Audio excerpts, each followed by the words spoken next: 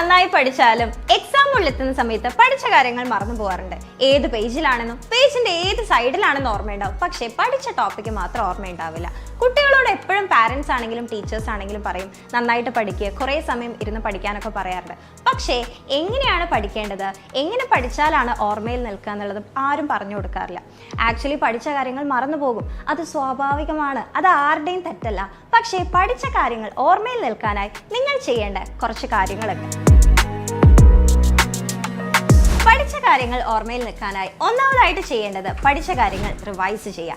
അതായത് ഇന്നൊരു ടോപ്പിക് പഠിച്ചു കഴിഞ്ഞാൽ അതൊരു 24 hours കഴിയുന്ന സമയത്ത് സ്വാഭാവികമായിട്ട് മറന്നുപോകും. പക്ഷേ നിങ്ങൾ ചെയ്യേണ്ടത് ഇന്ന് പഠിച്ച ടോപ്പിക് നാളെയും പഠിക്കുക, ഒന്നുകൂടെ അത് റിവൈസ് ചെയ്യുക. അതായത് ഇന്ന് പഠിച്ച ടോപ്പിക് ഒരു 3 മാസം കഴിഞ്ഞിട്ട് വായിക്കുന്ന സമയത്ത് മറന്നുപോകും. അങ്ങനെയല്ല റിവൈസ് ചെയ്യേണ്ടത്.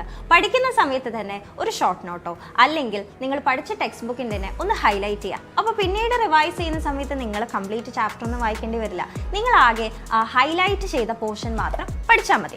അപ്പോൾ റിവിഷൻ ഇസ് ഇമ്പോർട്ടൻറ്റ്. പഠിച്ച കാര്യങ്ങൾ ഇൻട്രസ്റ്റിംഗ് ആക്കാൻ നിങ്ങൾക്ക് ചെയ്യാൻ പറ്റുന്നത് പഠിക്കുന്ന ടോപ്പിക്സ് കോഡ് യൂസ് ചെയ്ത് പഠിക്കുക. അതായത് എന്തെങ്കിലും ട്രിക്സോ അല്ലെങ്കിൽ കോഡോ നമ്മുടെ ചുറ്റുമുള്ള എന്തെങ്കിലുമായിട്ടൊക്കെ കണക്ട് ചെയ്ത് പഠിക്കുന്ന സമയത്ത് ഈവൻ ഒരു പാട്ടാക്കിയിട്ട് തന്നെ നിങ്ങൾക്ക് പഠിക്കാൻ പറ്റും. അങ്ങനെ പഠിക്കുന്ന സമയത്ത് ടോപ്പിക്സ് കുറച്ചുകൂടെ ഇൻട്രസ്റ്റിംഗ് ആവും. ഫോർ എക്സാമ്പിൾ നമുക്ക് കെമിസ്ട്രിയിൽ തന്നെ പറയാം.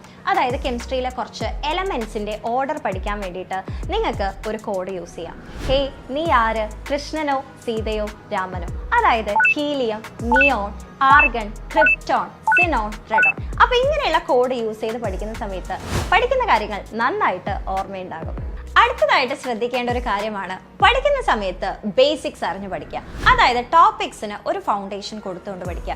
സിമ്പിൾ ആയിട്ട് ഒരു എക്സാമ്പിൾ പറയുകയാണെങ്കിൽ വാട്ടറിന്റെ ബോയിലിംഗ് പോയിന്റ്, ജലത്തിന്റെ തിളനില 100 degree Celsius ആണ്.